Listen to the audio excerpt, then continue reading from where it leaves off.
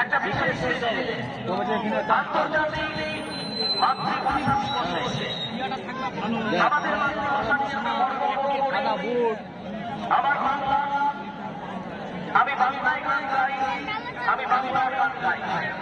কয়েকদিন আগে এই মঞ্চ থেকে আমরা ওনার রাস্তার শান্তি কামনা করি। অবশ্যই আমাদের প্রিয় মানুষ সমস্ত টুর্নামেন্টকে একটা শাড়িতে নিয়ে আসার ক্ষমতা যাচ্ছিল দীপ্ত দাস। 2024 ডিসেম্বরের একেবারে শেষের দিকে তাকে আমরা হারিয়েছি। এই মঞ্চ থেকে আমরা স্মরণ করছি। কোথায় এবারে খেলা আছে?